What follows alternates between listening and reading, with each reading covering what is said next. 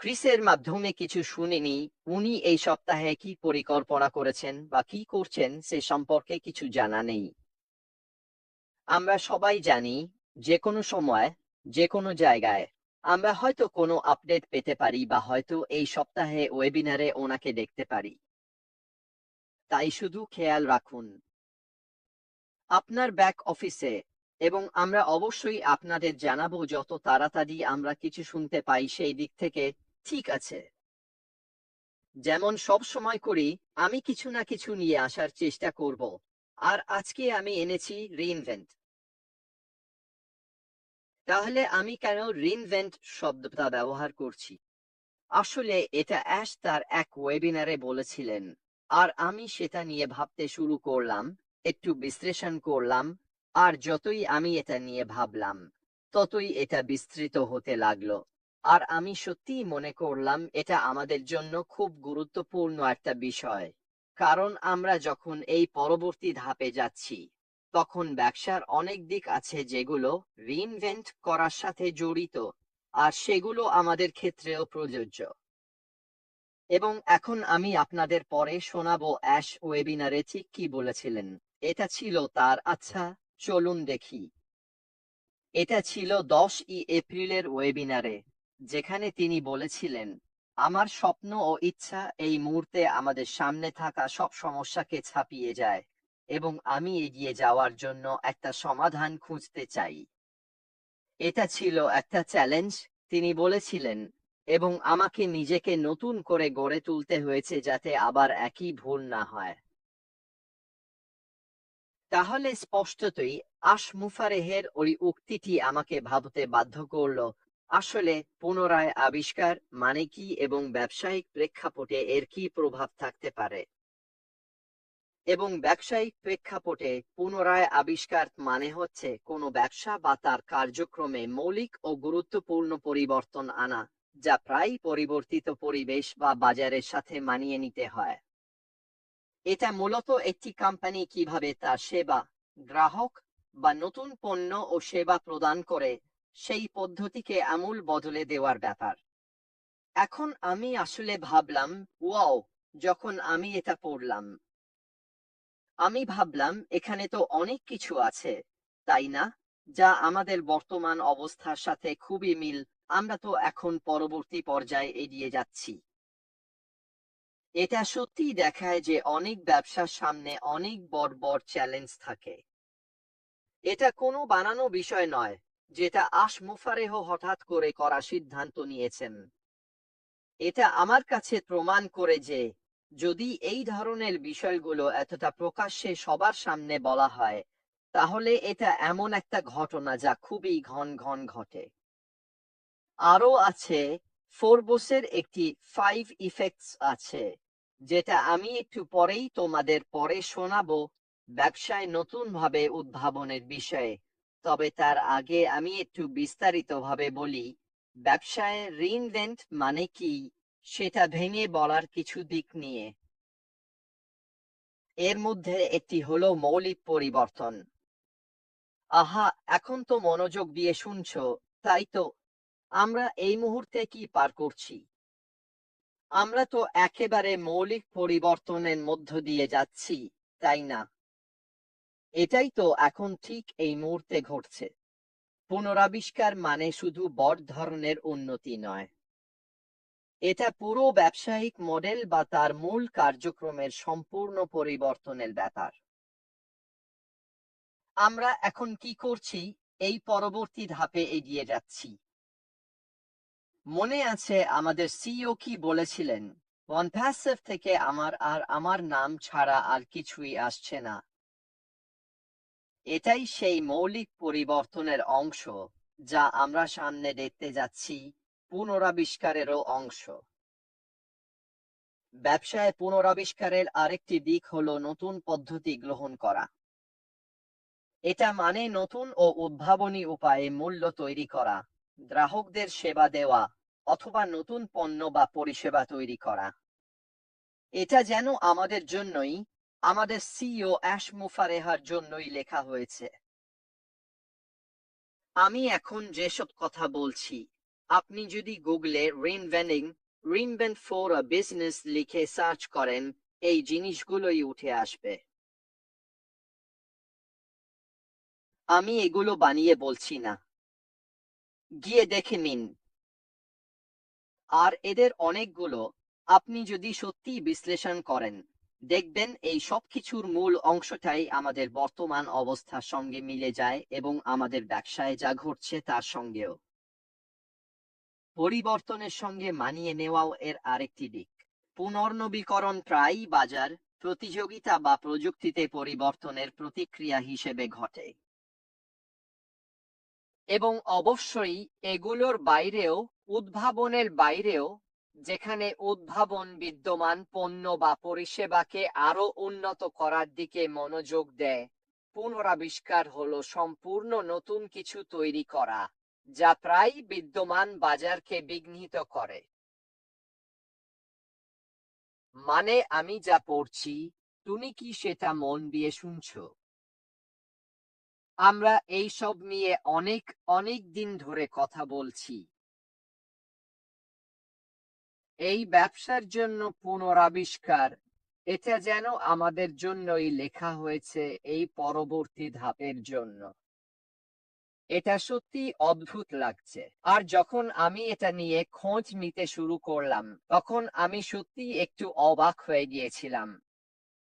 তাহলে এর মধ্যে থাকতে পারে রিব্র্যান্ডিং, কোম্পানির মিশনকে নতুনভাবে গড়ে তোলা, নতুন ব্যবসায়িক মডেল চালু করা, কিংবা একেবারে নতুন ব্যবসা শুরু করা। এগুলোর মধ্যে আমরা কোনটা করছি ভাবছি। মূলত ব্যবসায় পুনরাবিষ্কার মানে হলো পরিবর্তনের জন্য সক্রিয় এবং সৃজনশীল দৃষ্টিভঙ্গি নেওয়া। শুধু সমস্যার প্রতিক্রিয়া দেখানো বা ধাপে ধাপে মানিয়ে নেওয়ার বদলে এটা হলো নতুনভাবে মূল্য সৃষ্টি করার এবং পরিবর্তনশীল বাজারে প্রতিযোগিতায় টিকে থাকার উপায় খুঁজে বের করা।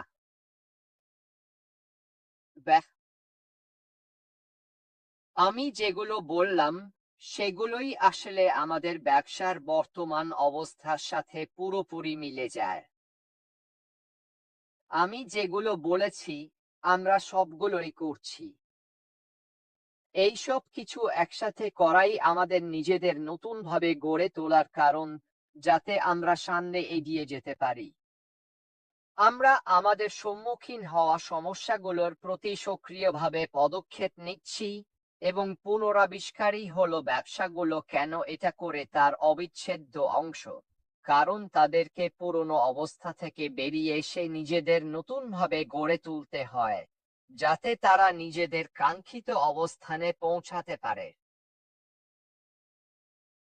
উল্লিখিত সবকিছুই। এখন ফরবস, আমরা সবাই জানি ফরবস কি।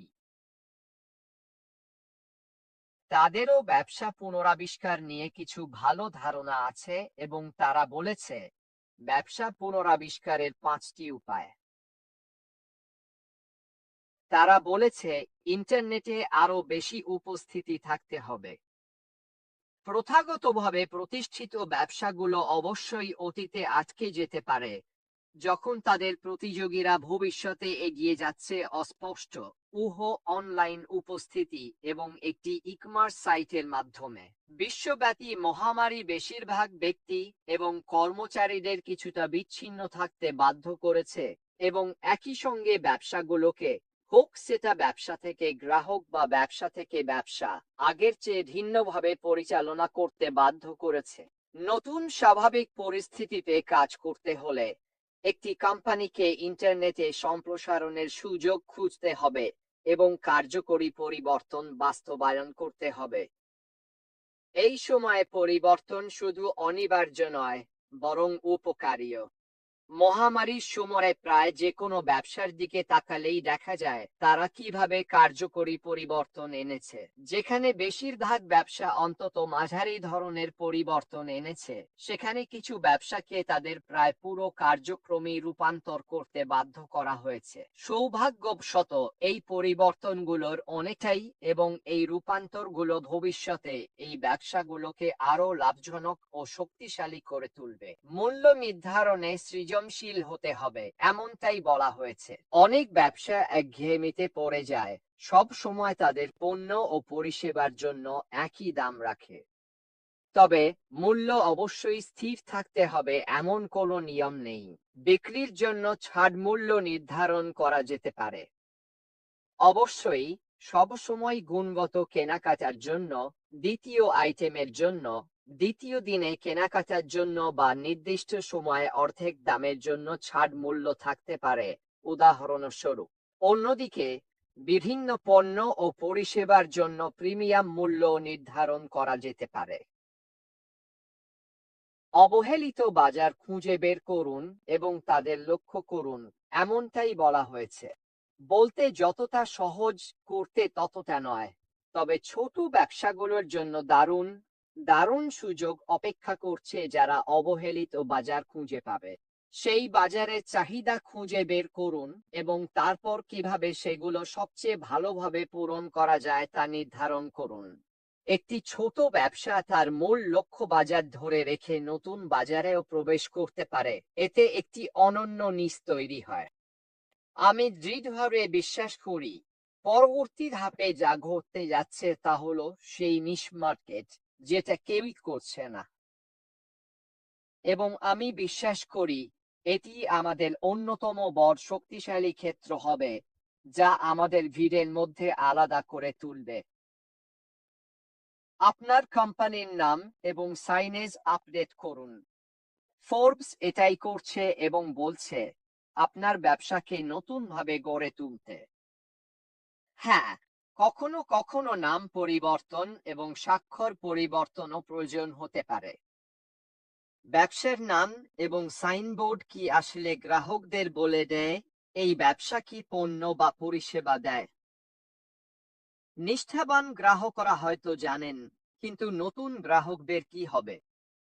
যদি এটা পরিষ্কার না হয়, তাহলে হয়তো নতুন নাম, সাইনবোর্ড এবং সাথে একটি ট্যাগলাইন প্রসপেক্টিভ গ্রাহকদের জন্য বোঝা সহজ করে তুলবে যে ব্যবসাটি আসলে কি বিক্রি করছে। আপনার ব্যবসাকে নতুনভাবে গড়ে তুলুন, আপনার ব্যবসার বৃদ্ধি ঘটান। প্রতিযোগীদের সাথে শুধু তাল মিলিয়ে চলার বদলে একটি ছোট ব্যবসা নিজস্ব অনন্য বাজার এবং ব্র্যান্ডিং তৈরি করতে পারে। যদি কোনো ব্যবসা আগের মতোই চালিয়ে যায়, তাহলে সম্ভবত আগের মতোই ফলাফল পাবে, কিংবা তার চেয়েও কম। নতুন কিছু ভাবুন, পরিবর্তনের জন্য প্রস্তুত থাকুন, ভিন্ন কিছু চেষ্টা করুন এবং বারবার চেষ্টা করুন যতক্ষণ না এমন কিছু পান যা আরো ভালো কাজ করে। আপনার ব্যবসার ভবিষ্যৎ হয়তো নতুনভাবে গড়ে তোলার মধ্যেই লুকিয়ে আছে। এটা ফোর্বস থেকে নেওয়া। আবার বলছি, এগুলো আমি বলছি না। এগুলো স্বীকৃত প্রকাশনা, যারা ঠিক সেই কথাগুলো বলছে যা আমরা এখন করছি। অ্যাশ বলেছিলেন, আমাদের দোষ না থাকা সত্ত্বেও যে চ্যালেঞ্জের মুখোমুখি হতে হয়েছে, তার জন্য তিনি নিজেকে নতুনভাবে গড়ে তুলতে বাধ্য হয়েছিলেন। এই কারণেই আমি দৃঢ়ভাবে বিশ্বাস করি এই নতুনভাবে গড়ে তোলার প্রক্রিয়া, যেটার মধ্য দিয়ে আমরা এখন যাচ্ছি, নিজেদের নতুনভাবে তৈরি করা, নতুন এক পর্যায়ে যাওয়া, হয়তো নামও বদলাতে হতে পারে, জানি না, অপেক্ষা করতে হবে এবং দেখতে হবে। তবে নিশ্চিতভাবেই আমরা জানি এটা একেবারে নতুন কিছু হতে চলেছে। নিশ্চিতভাবেই সামনে আমাদের জন্য কি অপেক্ষা করছে তা দেখা খুবই রোমাঞ্চকর হবে। নিশ্চিতভাবেই এটা হবে একদম নতুন। এটা এমন কিছু হতে চলেছে যা আমরা আগে কখনো দেখিনি।